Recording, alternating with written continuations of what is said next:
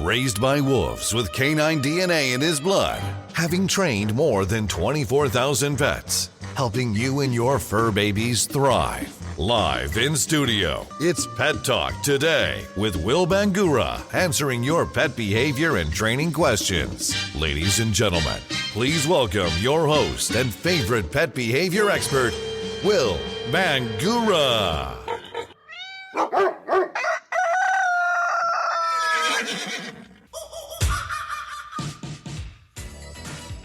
Good Saturday morning, pet lovers. I'm Will Bangura. Hey, thanks for joining us. You're listening and watching another episode of Pet Talk Today. We're here each and every Saturday morning here on our Facebook live stream, and that starts at 9 a.m. Pacific time.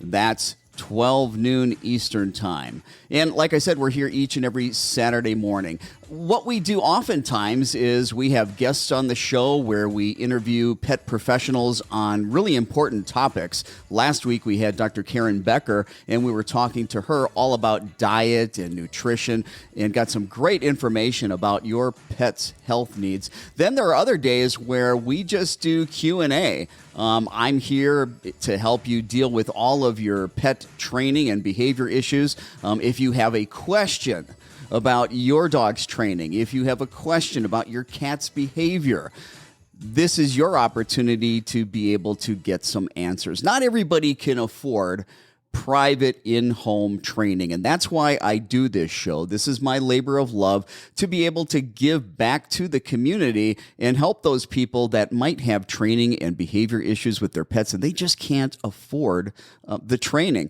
So do us a favor. Go ahead, show us some love if you would. Please hit that like button, hit that share button, hit that heart button. Let us know that you're out there, that you're watching. And also do us a favor if you would.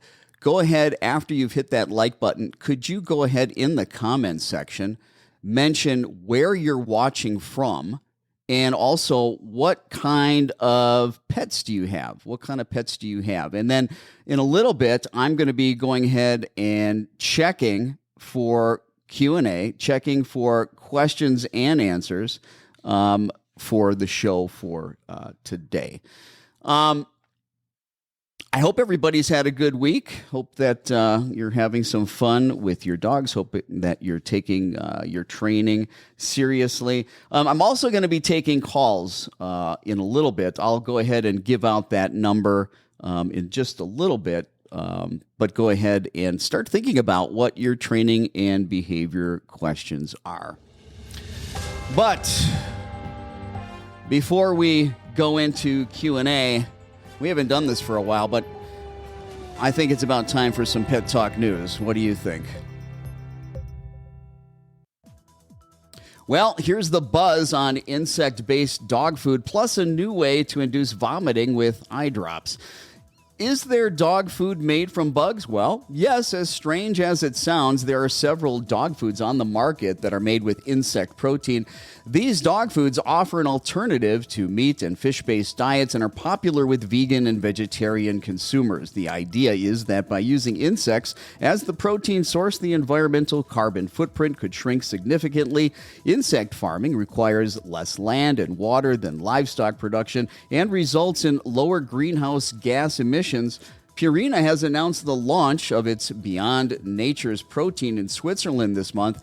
Yora is a UK-based company producing insect protein dog foods. At this time, United States regulators have not permitted the use of insect-based ingredients in dog foods.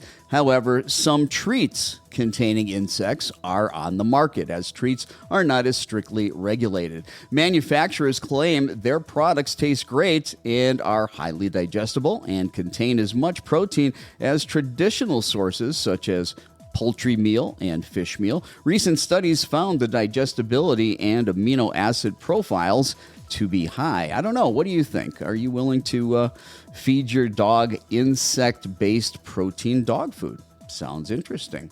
Is there a new product that will induce vomiting in dogs? Well, yes, the Food and Drug Administration has recently approved Clever, which is ropinirole ophthalmic solution, which is an eye drop used to induce vomiting in dogs. The indications for inducing vomiting are when the dog has ingested a poison or eaten an object that will not be able to pass through the intestinal tract. Hydrogen peroxide given orally will make the dog throw up, but can be irritating to the stomach and throat in the process. One trick to avoid this irritation is to soak pieces of white bread in the peroxide and feed them to the dog. The bread will pad around the foreign object, absorb some of the toxic substance, and protect the stomach and throat as the dog empties the contents of its stomach.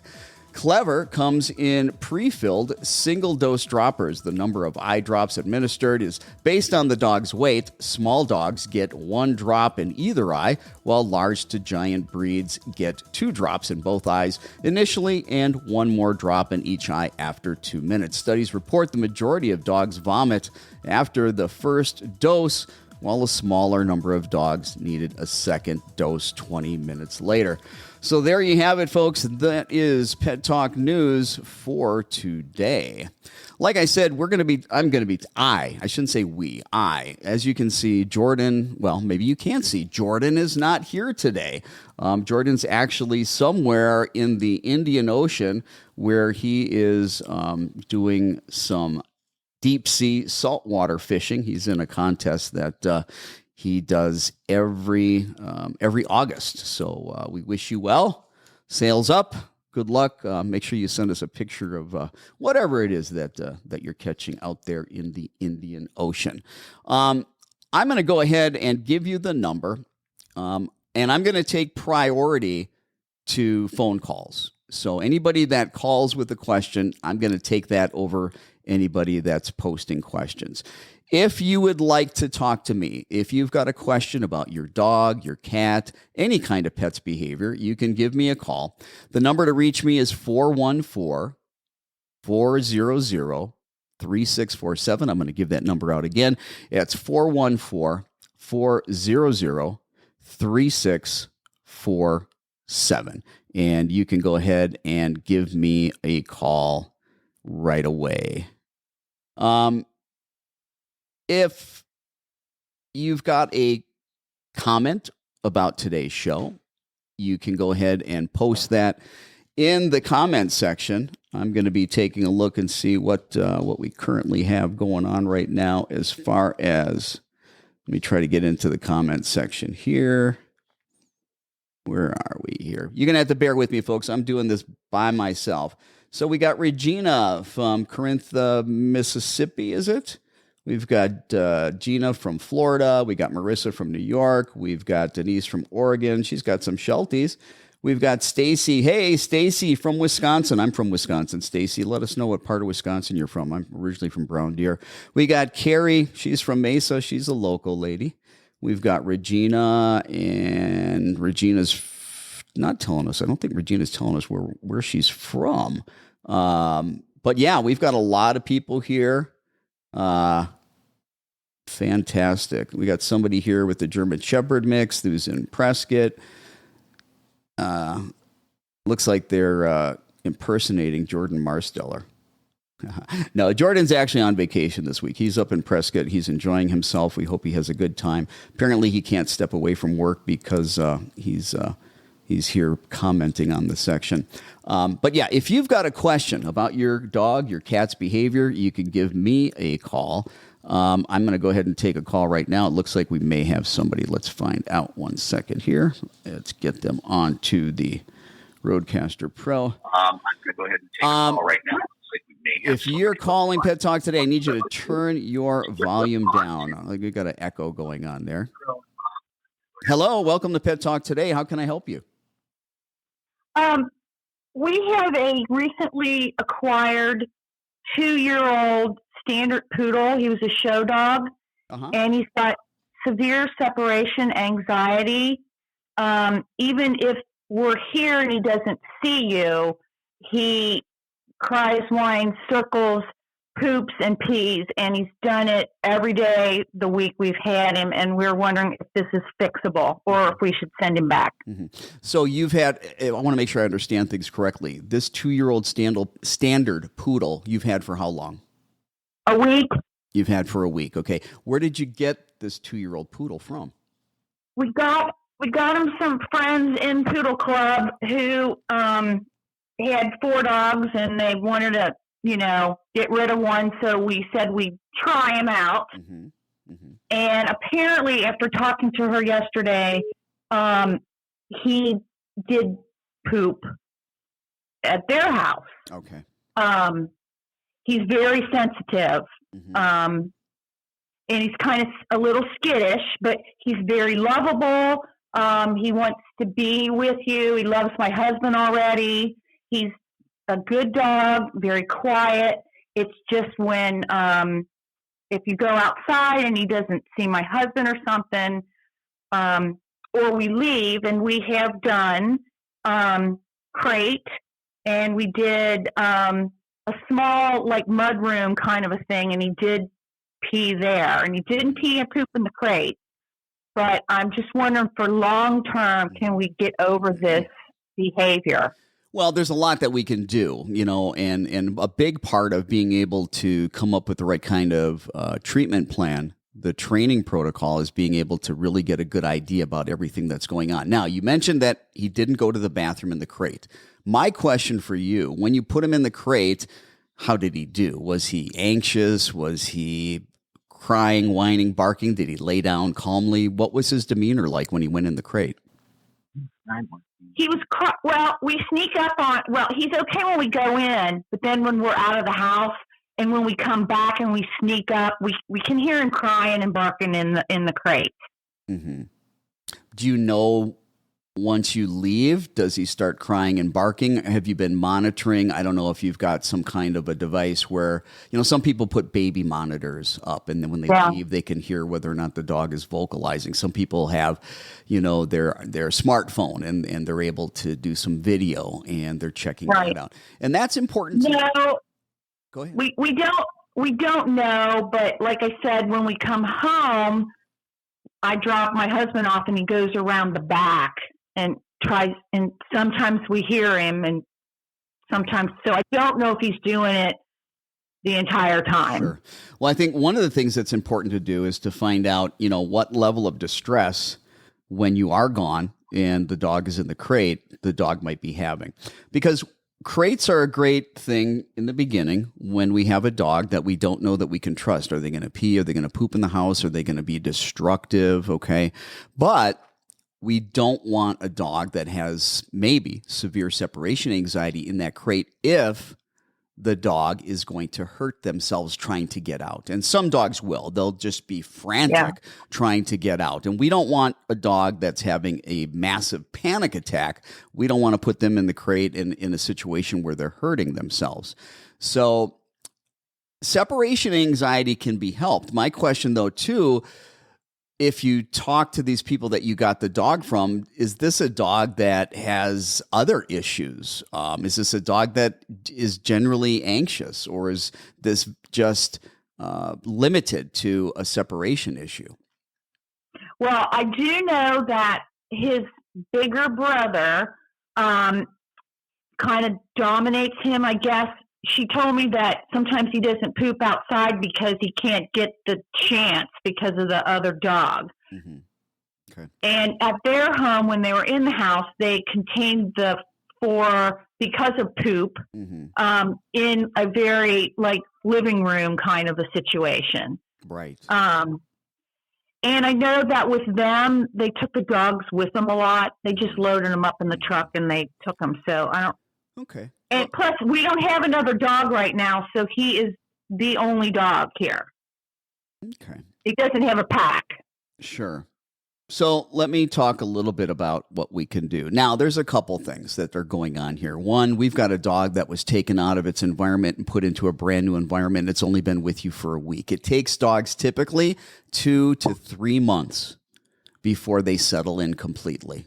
Okay.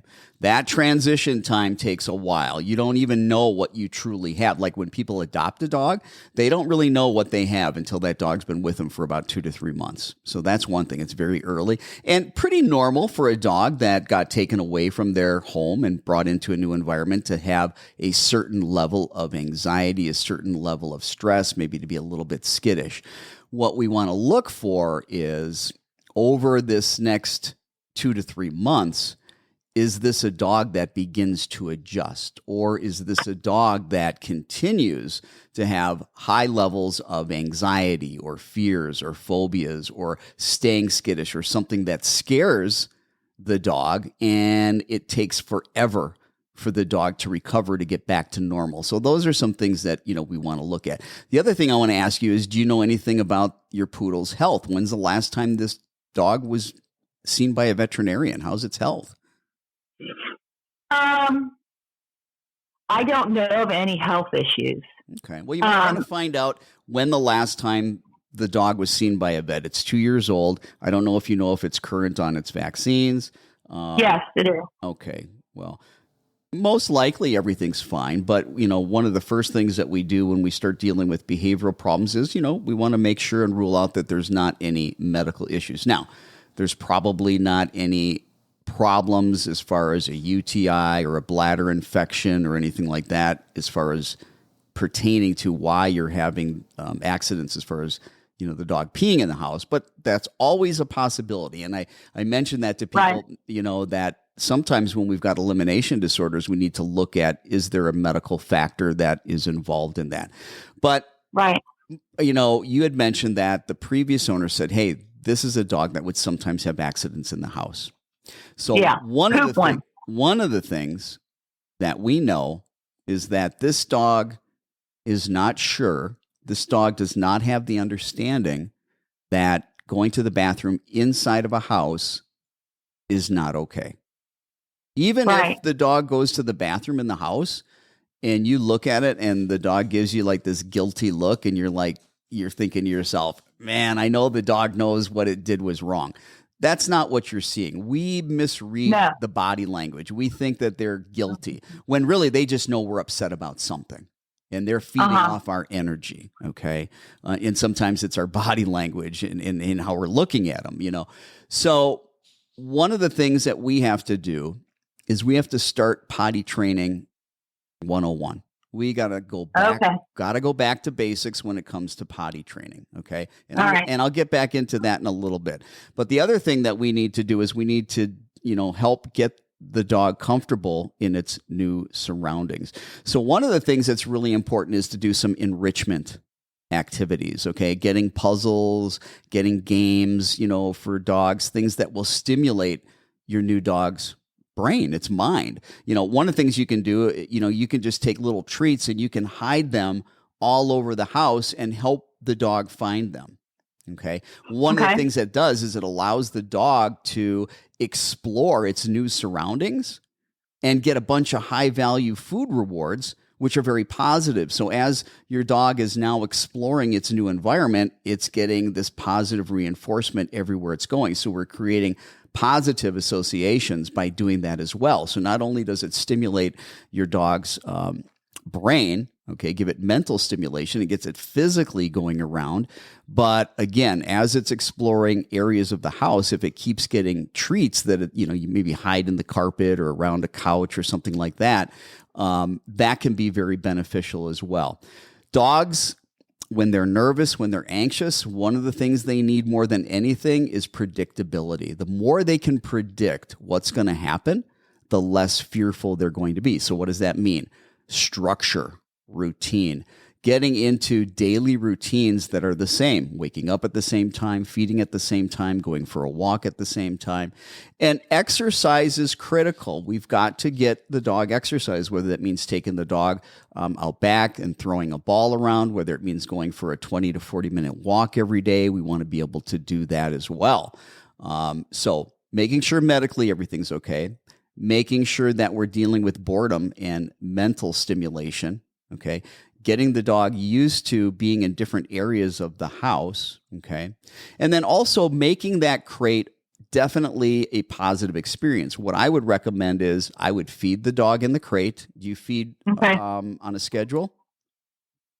He was free fed. Okay. I would start feeding on a schedule. He may be a little finicky about the food for the first week when you do that. I would put the food in the crate, keep the door open, guide the dog to go in there, and give about 10 minutes. If the dog doesn't eat anything, put the food up for 12 hours. Put it back down 12 hours later, back in the kennel for about 5 to 10 minutes. Dog doesn't eat anything, put it up. Your dog's not going to starve itself. The worst dog I ever saw went 5 days, didn't eat. Didn't die, didn't starve, but that's the worst I ever saw. And I've not heard anybody else tell me that they had a dog that went more than 5 days. Now, the other thing that we're doing by feeding in the crate and not closing the door, by the way, when they're eating in there is, again, we're creating a positive association, the food, hopefully the dog likes its food, and being in that crate, okay? And then what I would do is I would start doing what I call crate games. Does your dog like to play with toys at all? Yeah, he's not a fetcher. He doesn't do it for very long, and we did try to put high-quality treats in there, and he'll put like 1 foot in, he's not. Sure. And you just you've got to be patient, okay, with him. And you put that treat, maybe make a line of treats from a little bit outside the crate going all the way to the back, and let him decide, when he wants to go in there. The biggest mistake a lot of people make is they force the dog in there and then they have a bad experience. They don't want to go in there. And then it makes it all the much more difficult, okay, for them to do that. Now, where do you have the crate located? In the living room. Okay, so that's... And we have one upstairs by the bed. Okay. And in addition to, putting the food in there, toss treats in there on occasion. See if you can play a little game. Don't force the dog to go in there, okay? Now, once we get the dog comfortable with the crate, then we can start talking about separation anxiety after the dog is comfortable with the crate. Now, this is a tough one because there's work that needs to be done to help desensitize this dog to the fear of being alone. But what we really need to do between now and the time the work is done is we need to ensure that the dog doesn't have the isolation, that the dog doesn't have that separation. I don't know what your lifestyle's like. Are you able to not leave the dog for a while, or is that impossible?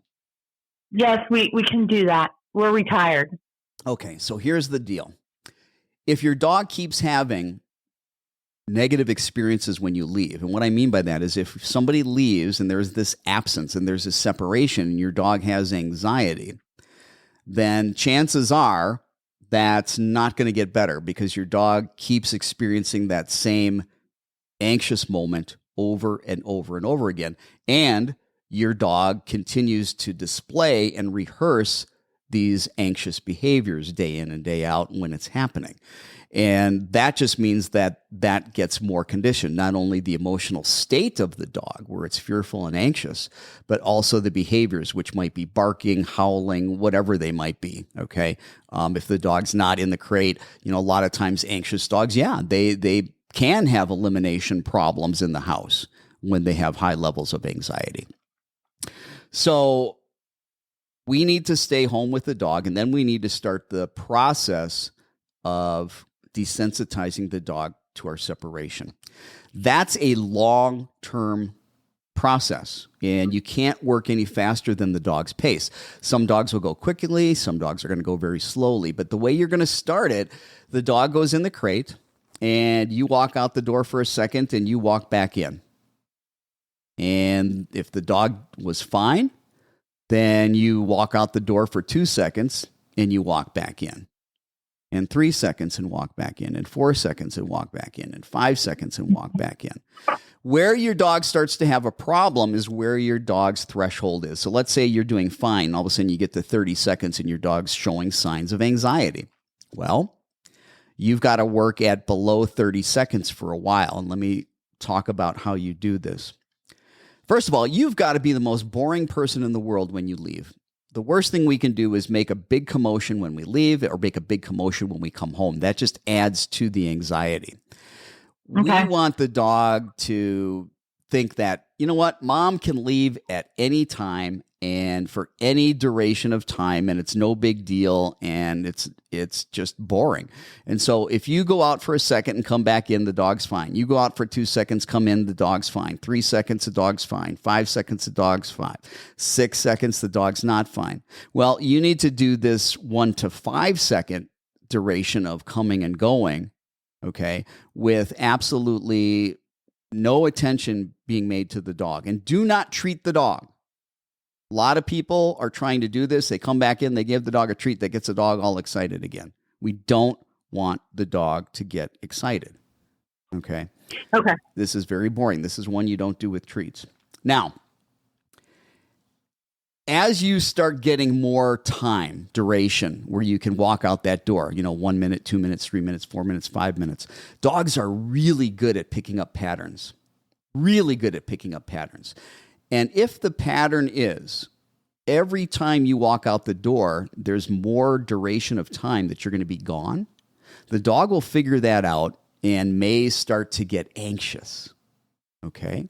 And so we've got to then trick the dog by doing some short duration leaves as well as the longer duration. So maybe I leave for a second, come back in, leave for 2 seconds, come back in, leave for 30 seconds, come back in, leave for 2 seconds, come back in, leave for 25 seconds, come back in, leave for 4 seconds, come back in, leave for 35 seconds, come back in, leave for 2 seconds, come back in. Do you see what I'm saying about mixing up the pattern, throwing in some shorts with longs so that the dog doesn't get in its mind this pattern that it's experiencing? Oh my God, it's just going to keep getting worse and worse and worse and worse. They're going to be gone longer and longer and longer and longer. And then that anxiety comes back. Okay. So that's one thing that you've got to do. Now, when we leave the house for real, there's usually what we call pre-departure cues. Maybe it's picking up a set of keys. Maybe it's putting on a certain kind of shoes, okay? I don't know what your pre-departure cues are, but usually the dog knows when you're going to leave before you leave because we're creatures of habit ourselves. So let's say getting the keys is something that gets the dog excited because the dog thinks, gosh, you're going to get the keys, they're going to leave. After you've worked on your duration and desensitizing your dog to the duration of you being gone, then, and you're doing shorts and longs, then you got to start working on desensitizing pre-departure cues. And you'll start all over. You'll grab the keys, you walk out for a second, come back in. Grab the keys, go out for 2 seconds, come back in. Now, if you get to a point and the dog gets anxious and nervous, the dog's over threshold. You've got to work shorter duration and get the dog used to that and not care that you're going because it's boring and you always come back before you start doing longer duration. Okay, remember, throw in those shorts as well as the longs so that the dog doesn't pick up the pattern. And you're going to do this with all pre-departure cues, whether it be shoes, whether it be grabbing sunglasses, whether it be keys. It could be a lot of things, grabbing your purse. So you've got to become aware of what are these pre-departure cues that your dog keys in on that cause it to, have that anxiety. Now, if you're doing this and you're not making any success in 2 months and you're really putting in the work, and especially if your dog is having severe anxiety, and what I mean by severe, screaming, crying, hurting themselves, trying to bust out of that crate, being frantic, okay? That might be a situation where you need, in addition to behavior modification, you might need behavioral medicine. Now, a lot of dogs don't need behavioral medicine, but there are some that do. And there are some that are not going to be able to get through that process without both behavior modification and behavioral medicine. And so that's something to keep in mind. But that's typically if it's super severe or if you're putting in the work and you're making no progress and you've been working for about 2 months. Now, you've got the other issue of the potty training. Remember I said, hey, you got to start potty training all over again from the beginning.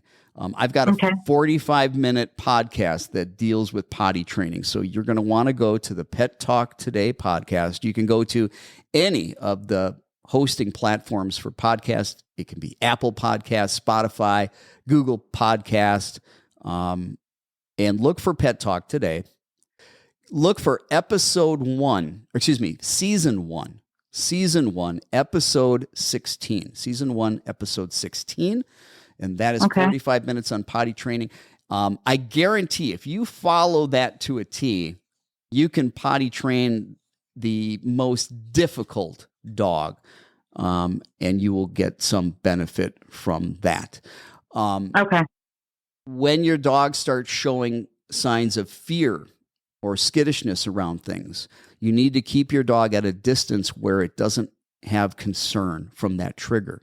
And when that trigger is presented to your dog, you need to start feeding high-value food rewards when the dog sees the trigger to begin to what we call counter condition. Teach the dog that, hey, these scary things bring about really positive, good things. Okay? Okay. All right. Do you think you can try some of those things? Yes. With the crate increasing times and stuff, how many times a day am I going to work with this? Well, you're going to also read the dog. You know, how willing is the dog to want to play? And you want to play a game, all right? Tossing toys in there, tossing treats in there, having the dog come in and out without staying in there. You want to make that a positive, fun game in addition to you feeding in there, okay? Okay. And again, you can't go faster than the dog's pace. If your dog is showing care, concern, nervousness, anxiety, the dog's telling you you're moving too quickly. Okay. Okay.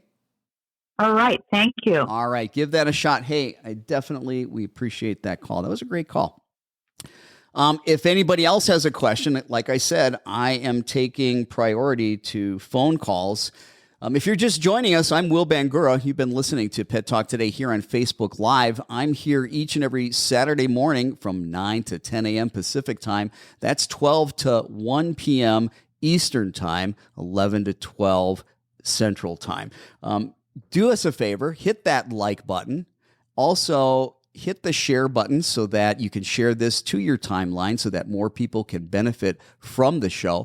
If you've got a question about your dog, your cat, your pet's behavior, or if you've got a training issue, I'm here to help you deal with all of those problems. Give me a call. The number to reach me is 414-400-3647. Again, that number is 414-400-3647 or 414-400-DOGS.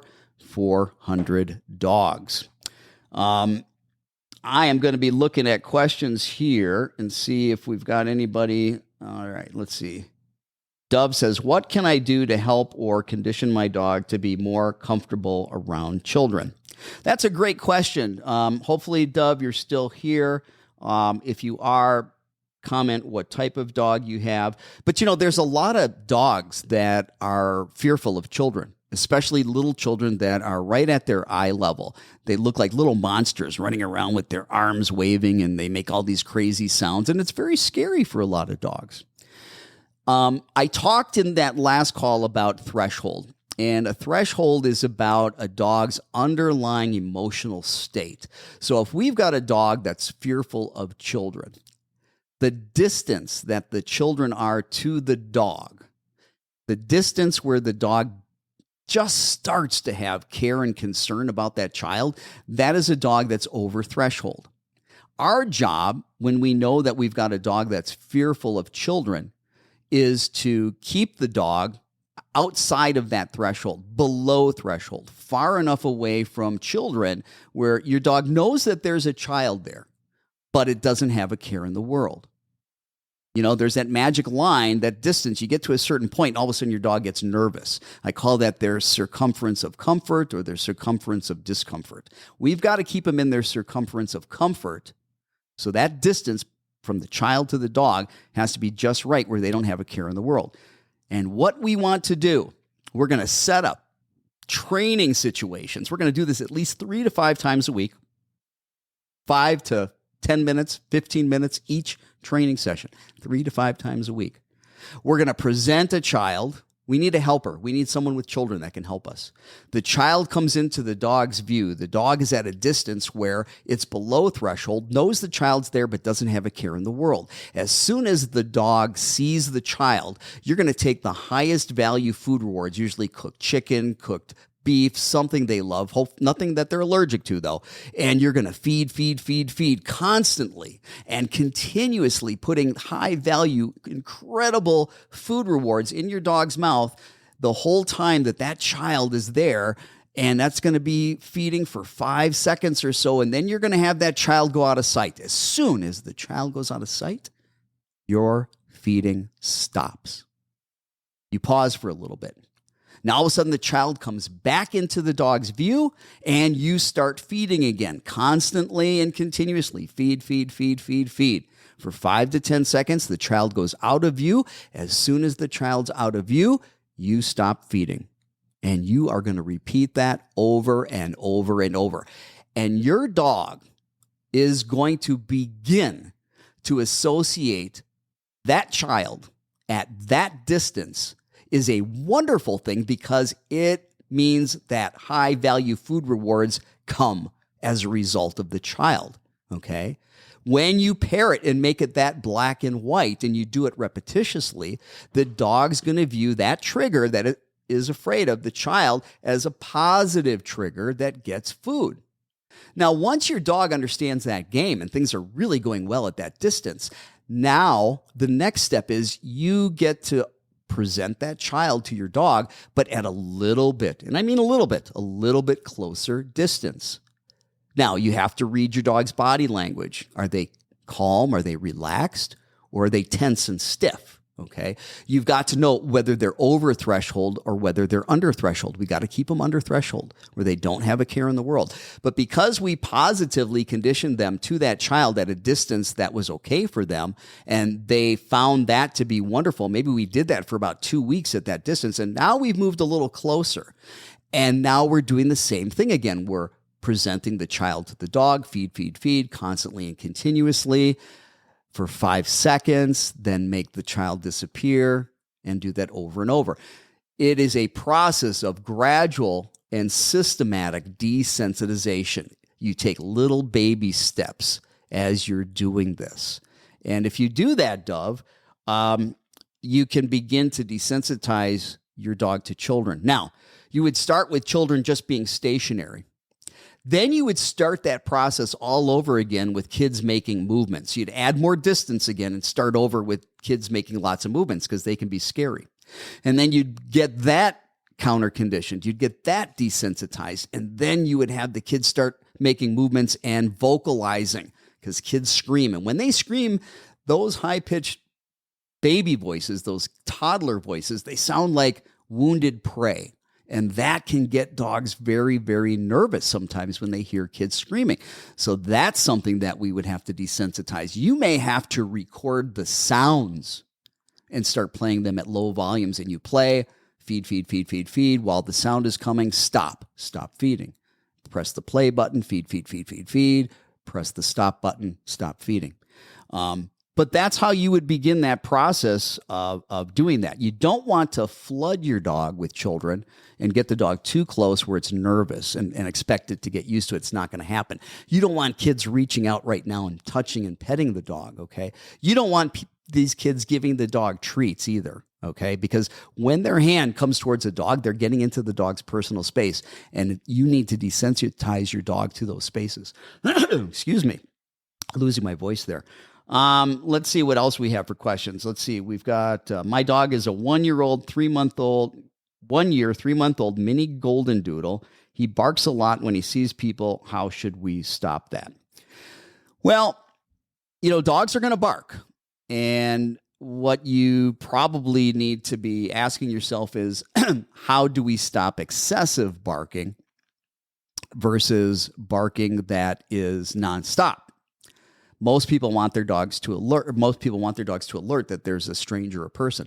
So what I would begin to do when your dog starts to bark, I would call the dog to you and I would reward the dog. And I would do that over and over. And if the dog learns that if it barks, but then comes to you, and when it comes to you, it gets a food reward, then that's what the dog's going to begin to do. And when the dog barks and comes to you, it'll stop barking. You've interrupted that behavior, you rewarded it. Basically, what you're saying is, hey, thank you for letting me know something's going on. So you reward the dog. You go check it out, okay? And maybe there's nothing going on. Maybe there is something going on. Now, that's one thing you can do. A second thing you can do is you can interrupt that behavior, give the dog something else very specific to do. So, for example, your dog's barking. Maybe, that's something specific to do that I just mentioned was having the dog come to you and rewarding you.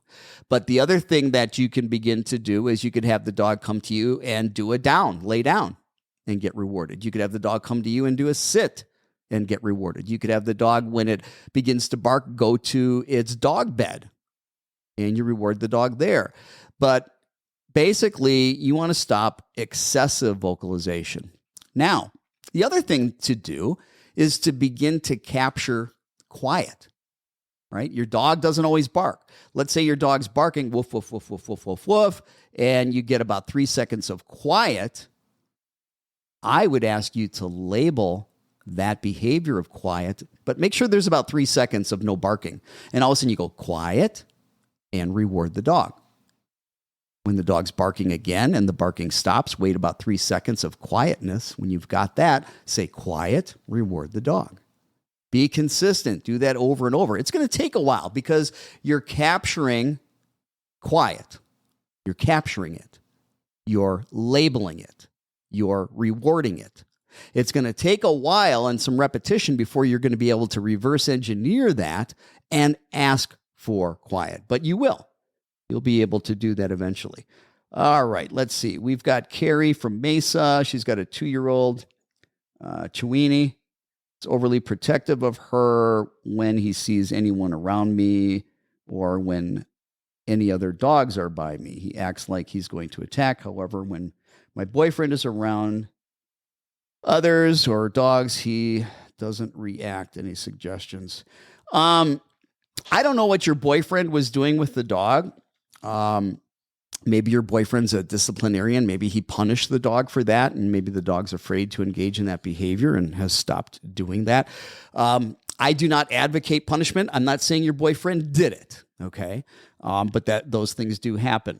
Punishment might stop a behavior, but that behavior is going to come back because we've stopped it and created anxiety. And behaviors that are stopped or suppressed with fear, pain, intimidation, corrections, they tend to come back, and the problems tend to become worse over time.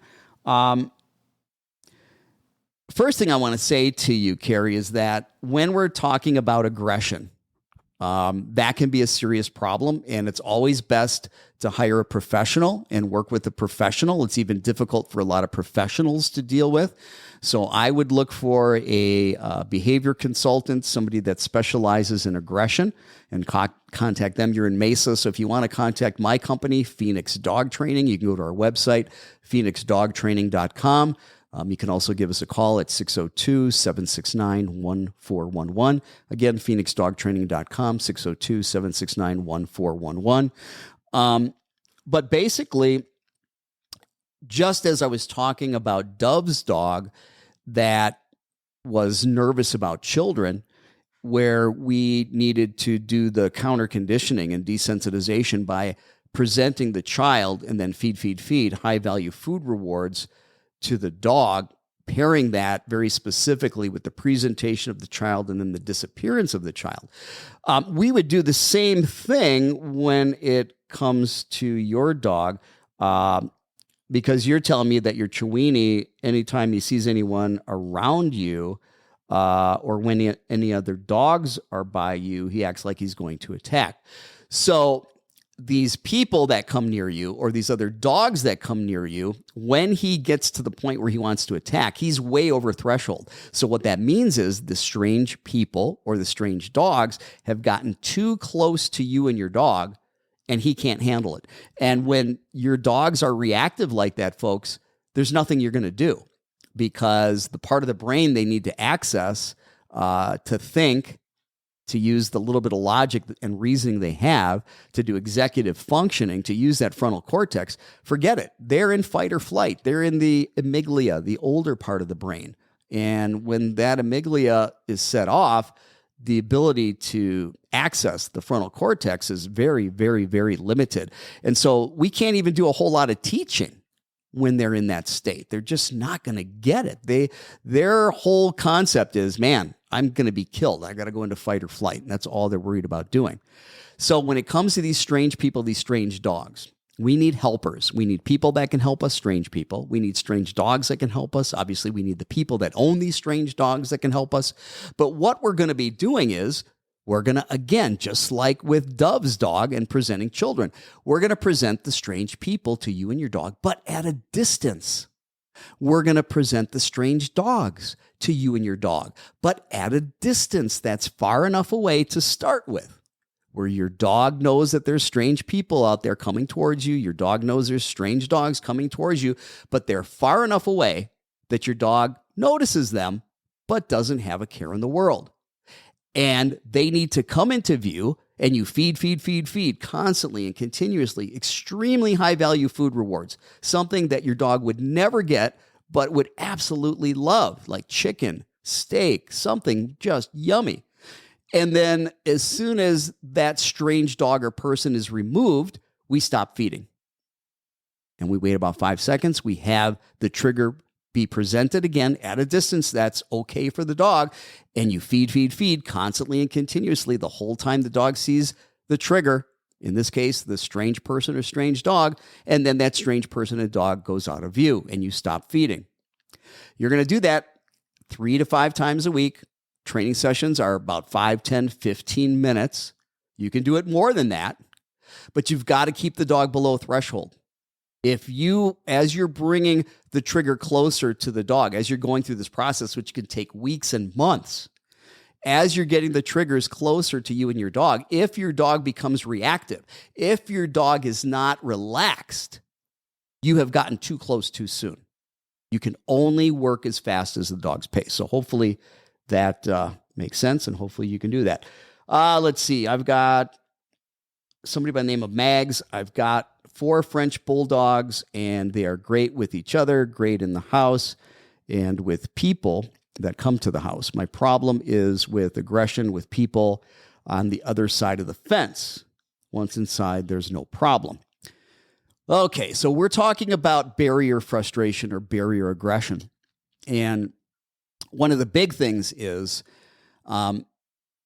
keeping the dog from rehearsing the behavior until you've done the work of desensitizing the dog, okay?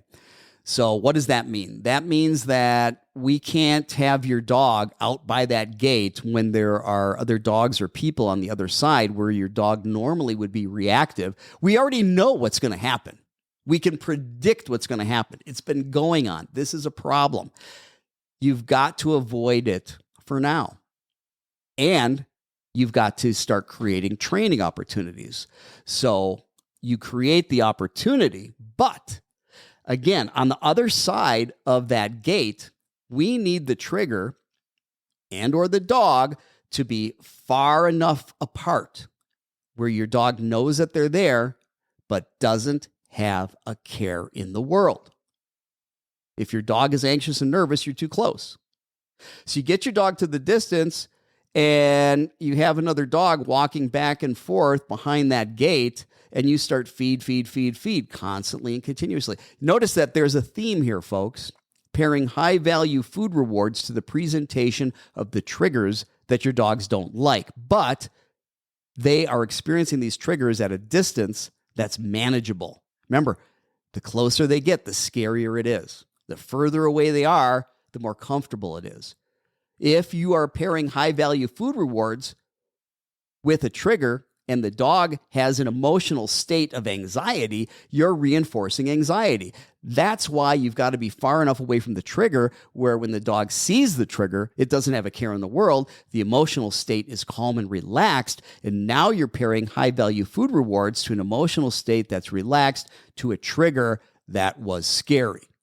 And again, we do this very gradually, very systematically, very slowly, only working at the dog's pace. All right. Hopefully that helps you as well. Let's see. Gloria, our dog caught onto our preparation to leave the house and would back away from the room where he was left in. He could moonwalk across the entire backyard. Strangely, he will go in his crate at night. I would start playing crate games during the day where you're not actually keeping the dog in there, but maybe throwing some treats in there. The doggo gets a treat, come in, come out. Throw a treat in there as the dog goes in to get the treat. Why don't you just label it kennel? Dog comes out, throw a treat in the kennel. Dog goes in. As soon as the feet hit the inside of the kennel, say kennel. Dog eats a treat. Throw toys in there. Make it a fun experience. A lot of times, the only time we put the dog in the crate is when we're going to go ahead and shut the door and leave. And that becomes, a downer, a bummer for a lot of dogs. So start mixing things up a little bit where you're not necessarily putting the dog in the crate for any long period of time. Let's see. Yvonne from outside of Kansas City, Missouri.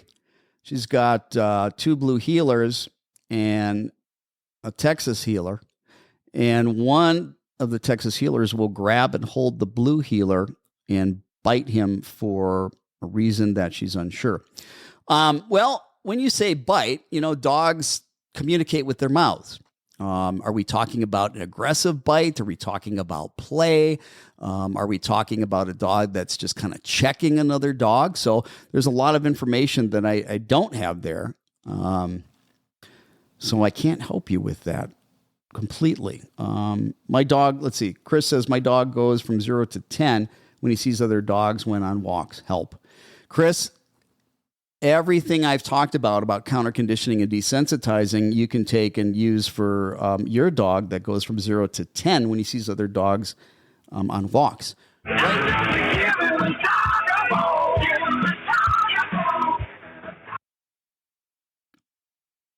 Pet Talk today. How can I help you? And good morning to you all, and it's good afternoon here in West Virginia. West Virginia, who are we talking to? This is Russ. Hey, Russ, you've called before, haven't you? And yes, I have. My sidekick is Barney, Great Pyrenees, and he's looking at me like, yeah, you're talking about me. Uh-oh. But he has a little bit of a personality of turning over his dog dish with food in it. And I'm wondering why he does that. Mm-hmm. He used to do it with his water dish, but I bolted it down to the floor. He can't do that anymore. I don't have to mop it up. Right. And I was wondering why he does that. Well, I don't have a crystal ball, so I don't know exactly why. Are you wanting to truly know the reason why, or are you wanting it to stop? I would like for it to stop. Well, he turns it over, and I said, okay, well, there it is on the floor. Eat it off the floor if you want. But I was curious about that, and if it's a problem that he's having, I'd like to correct it for him. Sure. One of the things that I would do, me personally, if it were my dog, I would put a little bit of kibble in the bowl, okay? And if the dog tipped the bowl over, then I would pick everything up, and I would probably put it up for 12 hours, put it back down put it back down. And if the dog tipped it over again, I'd probably put it back up again for 12 hours. What I'm going to do is I'm going to show the dog that when you tip your bowl over, you're not going to get to eat. Okay? You're not going to get to eat. Okay. Now, the other thing is, when he's not tipping the bowl over, even if you have to help coax him to eat by giving him a little bit of kibble in your hand and do that. We want him to realize that when he doesn't tip the bowl over, he gets to eat. When the bowl gets tipped over, he's going to have to wait to eat. Okay. I don't know why he's doing it. Maybe he's just playing a game. But that's what you need to do. He acts like it's a game. Yeah. And he's getting you to interact with him. Okay. So part of what you might want to also do, how about having a little bit of enrichment, having a little bit of play with him before you feed him? Give him the attention that he might be seeking from you, okay, before you put the food down, and then maybe he won't do that. I don't know. That's something you could try. Yeah, he gets a lot of that play with me. Mm-hmm. And this might, like I said, it might just become a fun game. Hey, he knocks it over, you pick it up, and this starts to become habituated. So I would do that. Okay. Hey, no problem. Yeah. Hey, thanks for giving us a call again. We appreciate it when you call in. If anybody else has a call, I've got time to maybe take one more call. The number is 414-400-3647. It's 414-400-DOGS. Let me look and see if I've got other questions here. I know we got a lot of questions. I apologize. With Jordan not being here today, I can only get to so many questions. Let's see. I've got Darcy says, I got a 16-month standard poodle who's barking at things outside. She used to stop barking when corrected. Now she ignores the correction. Darcy, your correction was probably an interruption. Okay. And I don't advocate punishing your dog. And corrections are just nice words for punishment, meaning that we add something unpleasant to try to stop a behavior. I had talked about a dog barking. I don't know, Darcy, if you had heard me talking about the other dog that had a barking issue, but to kind of chain together another step, the dog barks and comes to you and gets attention, or the dog barks and comes to you and lays down, or the dog barks and comes to you and sits. I also talked about beginning to capture quiet and label quiet, reward quiet, so that down the road you can actually ask for it. So if you weren't around for that part of the show, after the show, the video is going to be here on the Pet Talk Today Facebook page, and you'll be able to listen to that again. Do us a favor, everybody. Hit that like button for us. Hit the share button. Let other people benefit from the information that we're putting out today. I definitely appreciate everybody being here. I appreciate the calls. I appreciate the questions. Let's see if I can get to one more. Another one with separation anxiety. We talked about that. Let's see. My dog will not use the wee-wee pad. She's 6 months. She'll do everything on the floor. Well, I'm not a fan of potty pads. I think it teaches dogs to go to the bathroom in the house. You need to potty train your dog the right way, as far as I'm concerned. I don't have, with 4 minutes left in the show, time to talk about potty training. If you were listening earlier, you know that I've got an entire episode, season 1, episode 16, 45 minutes on potty training. And that's where you need to direct yourself. Go to Apple Podcasts, Google Podcasts, Spotify, any of the podcast hosting platforms. Do a search for Pet Talk Today podcast. Look for season 1, episode 16. Listen to that potty training episode. I guarantee if you follow those guidelines, you can't help but potty train the most difficult dog there is to potty train. Let's see. How do I train my dog to bark on command? Jasmine says, how do I do that? Well, you do it the reverse way. Your dog barks many times throughout the day. Start rewarding the dog when the dog barks. If the dog's getting a reward when it barks, it's going to want to do that behavior more often. You're getting the dog to elicit that behavior more often. Why you want to do that is that we need to make associations. That's how dogs learn, by associative learning. That's classical conditioning. So the dog barks, you give a reward. The dog barks, you give a reward. The dog barks, you give a reward. Now, barking has some value for the dog because he realizes after a while, hey, I can get you to pay out a reward. The second step is the dog barks, you label it before you give a reward. So the dog barks, I might go speak, then reward. Dog barks, I say speak, give it a reward. The dog barks, I say speak, give it a reward. The dog barks, I say speak, give it a reward. Now, you don't have to say speak. You can say whatever word you want. You could say pudding. But what we're doing, again, we're pairing and making associations. Bark and speak close together. That's close together with food. Okay? So the dog barks, I say speak, I give it food. I do that over and over a lot. Then one day, I say to myself, let's see if the dog understands the association. I go, speak. The dog should bark. If I've been pairing the associations long enough and I've been rewarding them and my timing is really good, that way you'll get that. All right, let's see what else we got here. Oh, let's see. Do we have any more? Oh, a lot of the same questions here. Dogs having problems with kids. How do you train a dog not to run after bunnies and cats? Well, we need to ask ourselves, what would we rather have the dog do? What's an alternative behavior? How about I teach a dog to stay on an elevated dog bed, one of these Kuranda beds? How about I teach him to stay on that bed, and then I put my dog in a situation where there are these triggers, okay, where there's bunnies and cats, but far enough away from the bunnies and cats where it's not too overwhelming, because if the bunny and the cat's right in the dog's face, they're going to go after the bunny. They're going to go after the cat. Okay. You've got to do high value food rewards with your dog staying on this dog cot or Kuranda bed, and high value food rewards for paying attention to you. You need to teach the dog, hey, stay on the bed, pay attention to me.